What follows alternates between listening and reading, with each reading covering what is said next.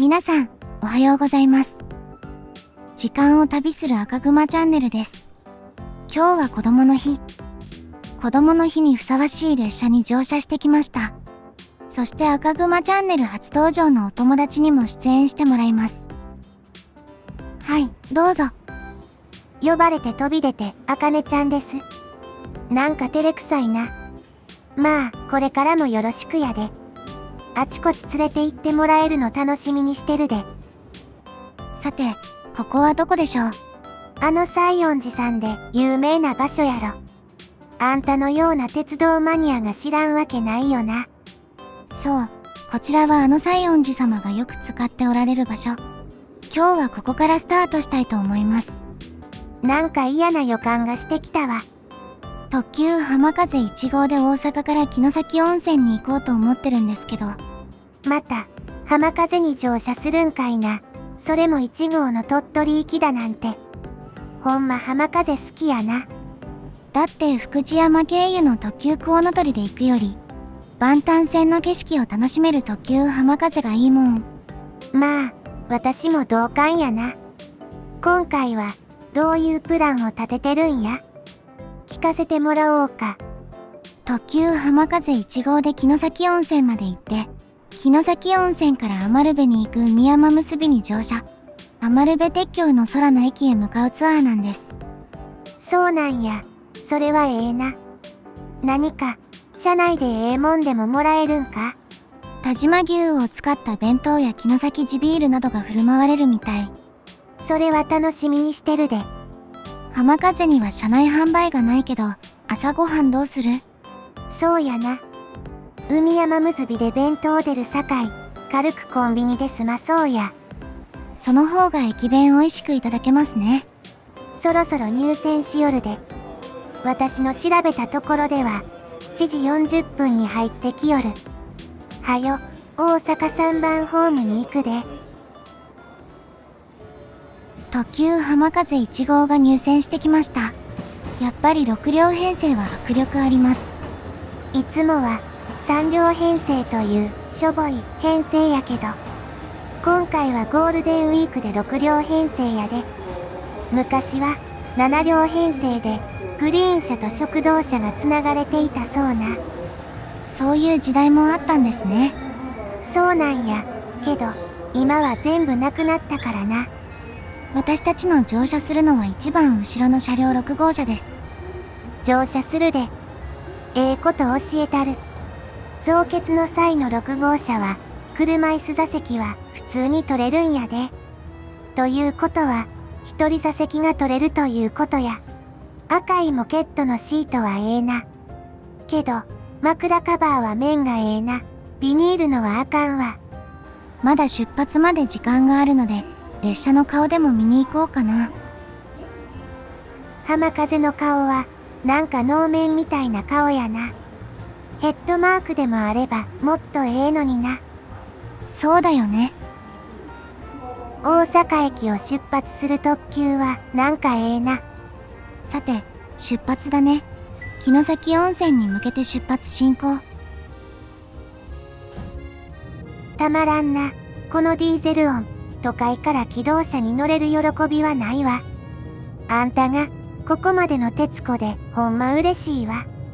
茜が鉄道に詳しいのは嬉しいです。それはよかったわ。まあこれからもよろしくな。これからの列車の旅、私も楽しみになってきた。なんでこの席を選んだんや？大阪発の浜風やったら左の A 席がおすすめなんやけどな。実は空いてなかったんです。それは残念やったな。けどな、右の座席は日が当たらんからええんやで。それに動画や写真を撮るには影側がええしな。あれ、特急ひだ違うんか。ほんとだ、新型ひだだね。あの車両には乗ってみたいと思ってるんだけど、なかなか高山に行く用事がなくて、今の前の方には何度か乗車したことはあるんだけど。そうか、前のひだには乗車したことがあるんや。私も新しい車両には前から乗ってみたいと思ってる。昔は急行高山という気動車も走っていたんやで。グリーン車もついてあって、かっこええ急行列車やったわ。キハ58系の急行列車だね。あれだったら今からすぐにでも乗車しに行くんだけどな。あの時代は乗り鉄にはええ時代やったからな。まあ今の時代にある鉄道を楽しもうや。はい、そうしましょう。大阪から尼崎の間には淀川に架かる下淀川橋梁、そして大阪から新大阪間にも淀川に架かる上淀川橋梁というものがあるねん。尼崎から新大阪に行くには淀川を2度渡ることになるということや。大阪にいる私も実はそのことを理解していなかったんです。やっぱり茜は筋金入りの鉄子やな。そんな褒めてもなんも出えへんで。浜風に乗車するといつも思っていたんだけど、尼崎を通過しちゃうんですよね。そうやな。尼崎を通過するなんて信じがたいけど、それには理由があるねん。大阪から姫路間の所要時間の短縮のためや。大阪から姫路はバケモンみたいに速い新快速がおるさかい。尼崎に停車すると後ろから早行けみたいになるんやろうな。尼崎に停車しないことで新快速と同じ所要時間で浜風も姫路まで行けるからな。増結の浜風の3号車と4号車の連結部分を見に行きたいな。じゃあ見に行こか。こんな感じなんだ。なんか乗務員になった気持ちがする。そうやな。通常の3両編成やったら入れん場所やからな。立ち入り禁止の場所に入れるのは嬉しいな。先頭同士が連結されているのを見ると、お互い頑張って走ろうと言ってるような気がするね。なんか可愛らしい言い方やな。窓もない扉は開けていいのかという威圧感があるな。住吉を越えるとバラスト軌道からコンクリート軌道に変わります。阪神・淡路大震災によって住吉から三宮が甚大な被害を受けたため、耐震性の高いコンクリート軌道に復旧工事が行われたためです。振動や走行性、メンテナンスの問題とかと思ってたわ。六甲山の新緑が綺麗に見えてなかなかええとこやな。須磨駅を越えると海岸沿いでここがごっつい綺麗なんやわ。私もここが好きです。間もなく海に張り出した海釣り公園が見えてくるんだけど、小さい頃連れて行ってもらって全く釣れなかった思い出があります。釣りか。あんな新規臭いのようやってたな。自然の中でする釣りもいいんだよ。自然と戯れるのはええけど、やっぱり私にはできんわ。舞妓を通過すると、こんな感じで明石海峡大橋が見えてきます。ええやんか。明石海峡大橋が綺麗に見えるな。あんたはよくフェリーから見てるんやったな。そんな話した覚えはないんだけどな。あんたがいつも寝言でファンネルが橋にぶつかるとかわめいてるやん。嘘、そんなこと言ってた？あんたがそれだけ好きなフェリーというやつに乗船してみたいな。茜もフェリーに乗ったら列車よりきっとハマりそう。そうやったらええけどな。103系がいるやんか。ほんま懐かしいフォルムやな。大阪環状線で当たり前のように見てたさかい。注目もしてなかったけど。営業路線でこの顔が見れるのは万端線のみやからな。この車両は 40N 体質改善工事が行われた車両なんやで。40N 体質改善工事とはどんなものなの？簡単に言えば、腐食した部分の総取り替え。車内を最新車両と同レベルに改装した車両のことやな。40N は製造されてから40年の使用を目指す意味や。そういう工事が行われているから、今もなお国鉄車両が見れるわけだね。そういうことやな。今回乗車して思ったけど、快適に大阪から姫路まで行くなら、新快速より浜風がいいね。そうやな。浜風に乗車するときはチケットレス特急券で850円で行けるさかい。贅沢にゆったりしたいのだったらええかもな。姫路では6分の停車です。姫路の停車中に吉野家を買いに行くつわものもおるで。私はそんな冒険はせんけどな。けど駅弁や飲み物は余裕で買えるみたいですよ。ちょうど降りたところにドリンクの自販機があったので買いました。私も買っておこうかな。そろそろ出発なので車内に戻るよ。ここ姫路駅で万端線に入るため進行方向が逆転するんや。座席を自分で回して進行方向にセットや。進行方向が逆転したおかげで6号車の一番後ろの席となりました。わかっとるやん。さすがやな。座席は進行方向一番後ろの席がいいからな。後ろに倒しても誰の迷惑にもならんし、おまけに荷物も置けるからな。向こうのホームに止まっているのは浜風2号だね。浜風2号やな。2号は城崎温泉発ということや。8時58分姫路を出発しました。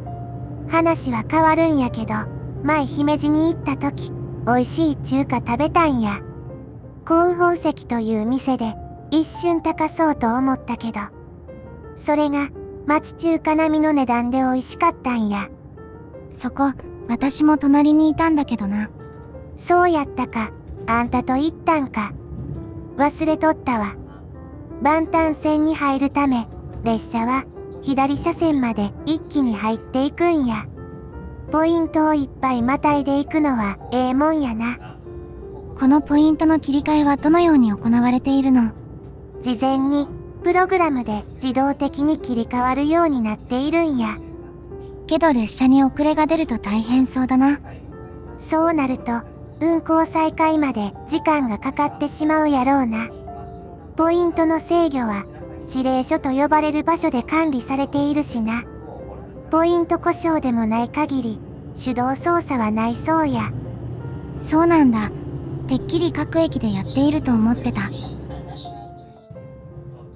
あ、姫路城が見えてきたよ。姫路城は一度天守まで行ったことがあるんだけど大変だった覚えがあります。大阪城みたいにエレベーターがあるお城ではないですしね。けど、お城は当時のままの状態がいいな。姫路城はええよな。築城されてから一度も甚大な被害を被ることなく来た不戦の城。そして第二次世界大戦での空襲でも奇跡的に炎上しなかった白い不死鳥。これが姫路城や。これはもう奇跡の城ですね。寺前を越えると非電化区間に入り、浜風の本領発揮だな。この辺りから行くのまでは上り勾配がきついからな。まさにこの浜風の真骨頂やな。この気動車には1両あたり450馬力の小松製エンジンを2機も積んでいて、合計900馬力もあって急勾配でも軽々しく走り寄る。ちなみに前の国鉄型機動車のキハ181が500馬力のエンジンだったそうです。いかにこのキハ189のパワーがすごいかわかりますね。そうやな。倍近く馬力が上がってるさかい。ほんま、化け物やなこの機動車は。今日は快晴で万端線の景色が一層綺麗で最高です。ほんまやな。新緑がめちゃ綺麗な。10時3分、和田山に到着です。今日もたらこが止まっているといいんだけど。おう、ホームの向こうにたらこがいるやんか。それも珍しいキハ41やな。はよ、見てみたいわ。ここで万端線が終わり、山陰本線となります。この和田山で6分間の停車なので少しホームに降りてみます。見た目は普通のキハ47やけど、真の顔は反対側にあります。それもこの41はトップナンバーやんか。このキハ41は現在5両あり、万丹線と山陰本線で使用されています。5両しかないんか。それは貴重やな。切り妻に顔をつけたまるで食パンのようやな。10時9分に和田山を出発しました。貴重なもん見せてもらったわ。では、またなキハ41。列車は山陰本線に入ります。山陰本線は、京都、兵庫、鳥取、島根、山口とを結ぶ路線でもあります。なんと676キロもあり、日本最長の在来線路線なんやで。山陰本線は国鉄型のキハ40系が今もなお主力というのもかっこええな。そう、キハ40、47がかっこいいんだよね。あんたようわかってるな。豊岡に着くの楽しみにしてたんや。豊岡駅の車庫は魅力がいっぱいな場所でワクワクしてきよる。豊岡は兵庫県で最も広い市やしな。そして日本で最後の野生コウノトリの生息地として知られてるな。10時35分、豊岡に到着です。豊岡駅は山陰本線と京都丹後鉄道の宮津線との接続駅やな。ほとんどの普通列車の折り返し駅になっていて、電車と気動車の乗り継ぎ駅にもなっとるな。そして豊岡駅前にある車庫は福知山電車区豊岡支所があって、たくさんのキハ40や47がおってええ感じの車庫やな。DE10 ディーゼル機関車や補機800もおって、国鉄が色濃くあるとこやな。前回、海山結びが車庫に止まっていたけど、今日はもう先に城崎温泉に行ってるかもしれないね。そうみたいやな。ほんま渋い駅やわ。豊岡駅の3番4番乗り場には古い駅名標があるのもええな。丸山川が見えてくるともうすぐ城崎温泉です。大阪から城崎温泉までは特急コウノトリがメインやな。特急浜風は万丹線の景色が楽しめるので、私はこっちを押すけどな。所要時間もあまり変わらないしね。そうみたいやな。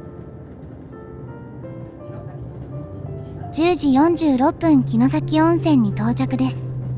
到着したか、少し遅れが出たみたいやけど、無事着けてよかったわ。大阪から約3時間、あっという間に着いた感じです。跨線橋から海山結びが見えてるね。景色も綺麗なところです。ほんまやな。なんか派手なラッピングやな。早く行って乗車しに行くよ。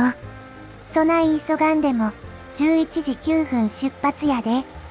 まだ時間あるさかい、ゆっくり車両を見ようや。まだほとんど人乗っていないな。ハートのマークが入ってるね。あの飛んでいる鳥はコウノトリなのかな。飛んでいる鳥はコウノトリやで。この海山結びは、元は天空の城武田城跡号だったんやで。それをリニューアルして生まれ変わったのが海山結びや。その鯉のぼり作ってきたんか。鯉のぼりの箱があったのでそれを切り抜いて作ってきました。おもろいことしよるな。なんか模様が花あかりみたいな感じやな。そういえばまだ花あかりに乗ってなかった。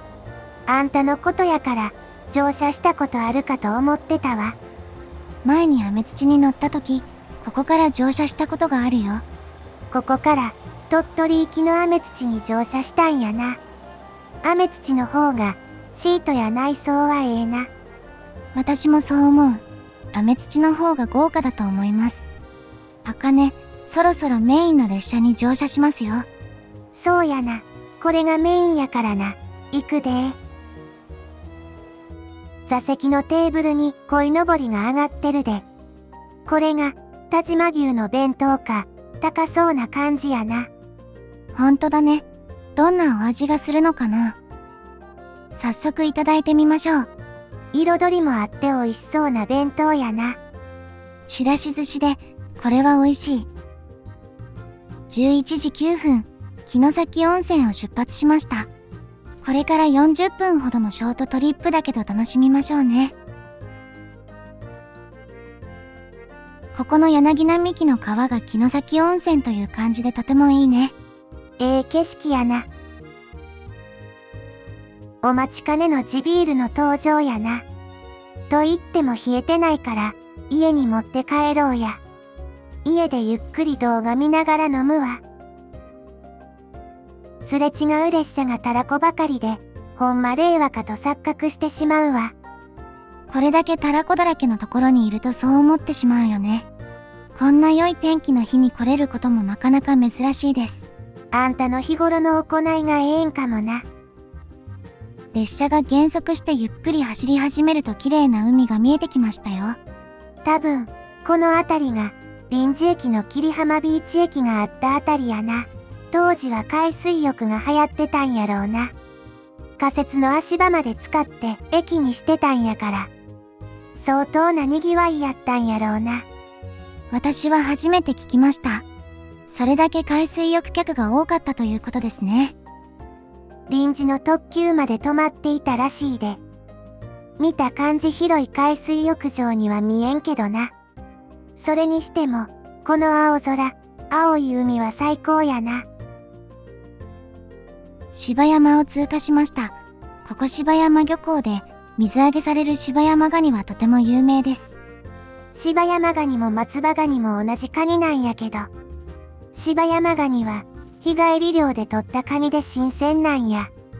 そして選別が厳しく特別なカニというわけやな。松葉ガニの水揚げで冬に賑わう霞駅やね。駅の改札口に掲げられている大きな松葉ガニ、ホームに大きなカニの爪もある。カニで成り立ってる駅やな。霞には昔カニ食べに来たけど、食べすぎてえらい目にあったんや。茜は霞にカニ食べに来たことあったんだ。いいな。私も本場のカニを食べてみたい。カニ食べるん面倒やしな。まあ、気向いたら食べに行こうや。矢田川は先日桜が満開でとても綺麗だった場所です。桜の時期はライトアップされてるしな。矢田川の鉄橋は撮り鉄では有名なスポットやな。ここから山陰本線の見せ場やな。霞では標高7メートルやけど、次の鎧では標高が一気に上がるんや。なんと、鎧では標高 39.5 メートルも上がるんやで。ここからは深い谷や山が連続するため、山陰本線最大の難工事と言われた区間や。トンネルを2本越えたら左の切り立ってるところが鎧の袖や。これは国の天然記念物に指定されとるんや。鎧漁港が見えてきたで。ほんまええ景色やな。鎧駅は後でミニツアーがあってゆっくりと見学できるそうです。そうかいな。それは嬉しいサービスやな。鎧駅が高い位置にしか作れんかったわけは、断崖に位置すること、余部鉄橋へつなぐルートを考え、高い位置にしたそうや。青春18切符のポスターに採用された聖地でもあるんや。NHK の朝ドラの二人っ子などにも使われたんやで。鎧を出てトンネルを抜けると余部鉄橋や。旧余部鉄橋があまりにもかっこよかったから。コンクリートに変わった余部鉄橋はなんか頼りないな。余部駅は標高 43.9 メートルもあるから。余部鉄橋はめちゃ高いんや。絶景を見させてもらったわ。ありがとうな。余部駅で降りるんやな。そうです。余部駅で下車です。そうか。海山結びを止めておくところがないからな。浜坂駅で待機というわけやな。さすが有名な場所だけあって、たくさんの人が動画を撮っていました。ここで一時、海山結びとはお別れです。乗車した時は、ゆっくり見れんかったけど、3人掛けのカウンター席と新快速みたいなクロスシート席があるんや。海山結び、ありがとうな。ゆっくり休んでまた後で乗せてな。列車の中に赤熊を置いてきたけど大丈夫かな。誰もあんな赤い熊取っていくかいな。これは旧余部鉄橋のあった時の軌道やな。ということは余部駅を右側に移動したんやろうな。ええよな。こうやって昔の軌道を残して歩けるようにしたのはええことやわ。すごく綺麗な景色だね。それに波の音がかすかに聞こえ、とてもいいな。ここからが余部鉄橋やな。この下に昔の橋脚があるんやな。その上を歩くだけでなんか昔の余部鉄橋が目に浮かんでくるわ。うわ、線路が切れてる。怖いな。これはたまらんな。よう残してくれたわ。海の波の音がめちゃくちゃええな。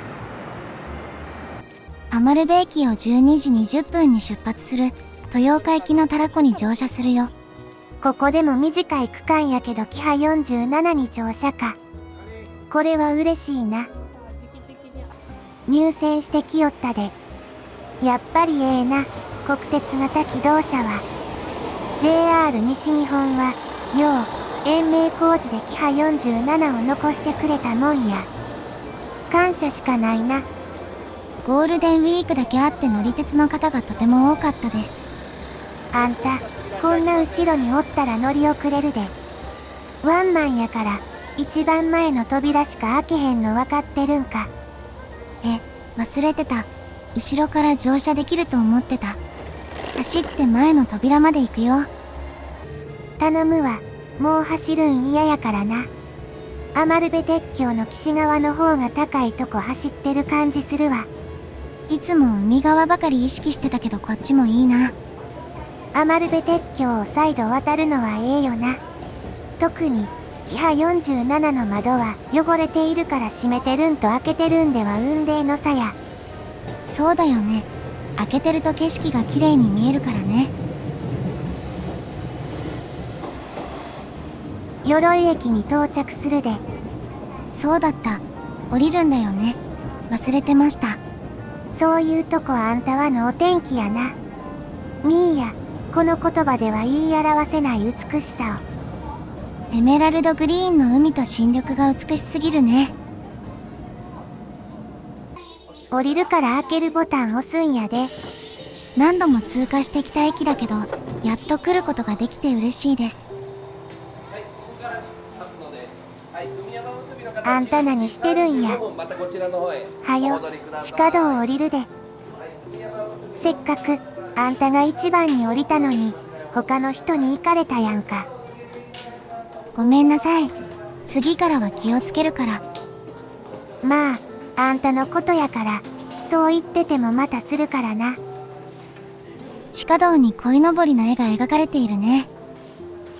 去年は鎧漁港にたくさんの鯉のぼりが舞う姿が見れたんだけど、今年は中止らしく残念ながら見ることができないそうです。この上にどんな鎧漁港が待ってるのか楽しみだな。私も楽しみやわ。ちょうどさっき乗ってきた列車が出発していったね。鉄道好きな人らはみんなたらこが立ち去るの撮影してるな。私もしてるけどな。これが崖の上のポニョか。おい、それは友の浦やろ。ここは日本海の鎧漁港や。あ、そうだった。そろそろホームに戻るで。今日みたいに人がいっぱいいたらいいけど、誰もいない時はトンネル怖いね。夜は行かん方がええかもな。殺風景な駅だこと、これが木造駅舎だったらどんなにいいんだろうと思いました。鎧の文字はなかなかかっこよかったです。鎧駅のこのホームはなかなかかっこいいよな。私はこういう感じのホーム好きやわ。12時38分、鳥取行きのたらこがホームに入ってきました。帰りもたらこか。これは国鉄三昧やな。ほんま山陰本線ええな。また、後ろにおるけど、行くで。走らなあかんようになるで。結構人おるからゆっくり行けそうやな。このホームの高さが気動車にはかっこええな。床下周りが見える高さやしな。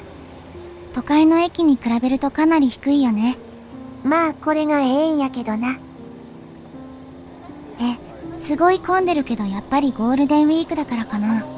間違いないな。こんな混むことなかなかあらへん。子供が見送ってくれてるよ。次の余部まで行ってきます。出発シーンなかなかええやんか。海側もええけど山側もええな。また余部鉄橋見れるな。これで3回目やな。この辺りはレンガ造りのトンネルが多いからな。険しい山でレンガが運びやすかったためレンガ造りが多いそうや。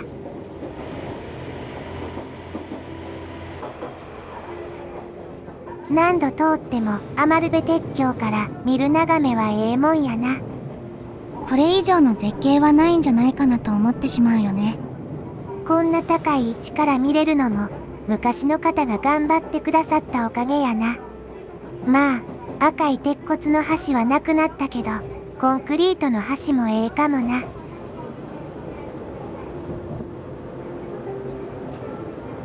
やっぱり気動車は出発する時の音がええな。ほんまこの音聞いてるだけでちびってまいそうや。時間はあまりなかったけど鎧のミニツアー良かったな。これも日本旅行さんのおかげだね。ほんまやな。日本旅行さんありがとうな。まだ当分山陰本線はこの子らが頑張って走り続けてくれそうやな。あのボックスのようなものがクリスタルタワーだよね。海山結びが来るまで時間があるので橋の下にでも行かない？大丈夫やろな、このエレベーター。狭いとこ苦手やさかい、はよ動かんかな。もっとスーッと降りると思ってたら案外遅いな。安全を考慮してのスピードかもよ。はよ降りてや。これはすごいな。旧余部鉄橋の橋脚やんか。隣にあるごっつい遅いエレベーターもガラス張りで迫力あるな。降りたから今度上がらなあかんねんな。もしかして怖いの？怖いわけないやろ。足が震えてるよ。これは武者震いや。そんなに無理しなくていいのに。無理なんてしてるわけないやろ。それにしても遅いエレベーターやな。こっちは怖いねんからはよ上がれや。はーい、こちら浜坂駅班の葵です。私は現在浜坂駅で海山結びと戯れています。浜坂駅にたらこさんが入線してきましたよ。姉の茜は根っからの鉄子なんだけど、私は少しかじってるほどのアマチュア鉄子かな。単線の非電化を走るたらこは姉同様に好きな列車です。浜坂駅を出発しました。これから姉と千冬をお迎えに余部駅に出発です。私は赤熊くんの体をお借りしてお話をしています。この赤熊くんは変な鉄熊で国鉄型車両に乗車するときだけ参加する変な熊です。だから私が参加できるのはこういう時だけなのです。現在列車は浜坂駅を出発し、九谷駅までの上り勾配を駆け上がっています。この東関トンネルは約2キロもあるトンネルです。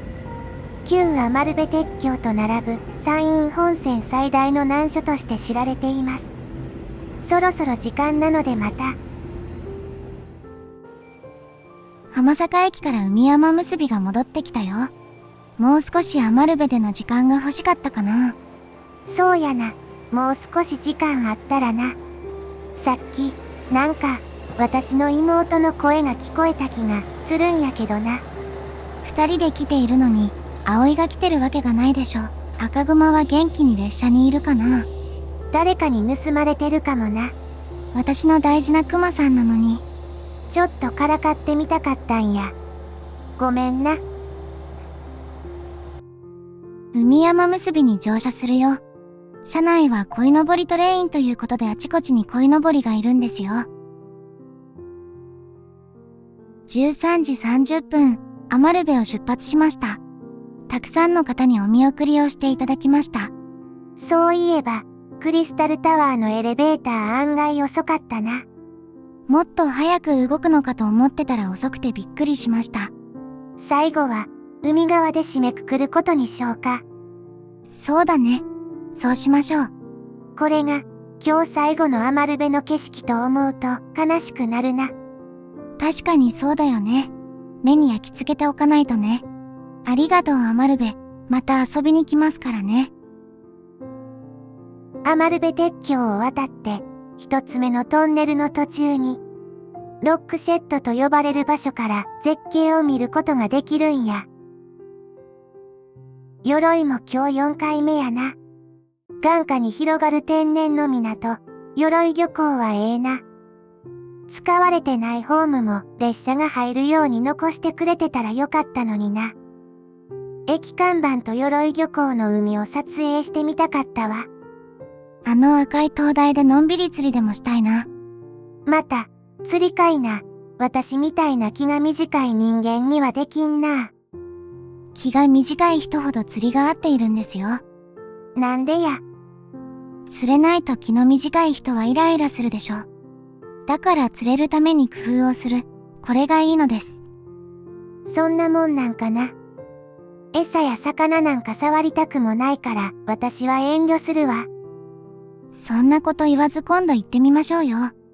あんたもしつこいな。それより、鎧漁港がもう見えなくなるで。鎧の袖やで。高さ65メートル、長さ200メートル、傾斜角70度もある断崖やな。武士の鎧の草釣りを彷彿させることから名付けられたんや。草釣りは腰から太ももを覆って防護する部品のことだよね。そうやな。確かに似ているね。今日は端午の節句に合わせて柏餅が配られました。これがとても美味しくて気に入りました。もう、そんな年でもないんやけどな。私も柏餅は好きやから嬉しいわ。地元の日本酒が御朱印ができる霞駅やな。これを楽しみにしてたんや。あと、霞の本物のカニを使った寿司も食べれるんやで。あ、米粒をかぶっている人がいますね。霞のカニ寿司を持ってきてくれた方です。これがカニ寿司ですよ。霞の本物のカニらしいのできっと美味しいんだろうな。これはええな。霞といえば、このカニの爪のオブジェやろ。特急浜風4号が鳥取から来よったで。私たちが乗車した浜風1号の折り返し列車やな。城崎温泉方面からたらこが入線してきましたよ。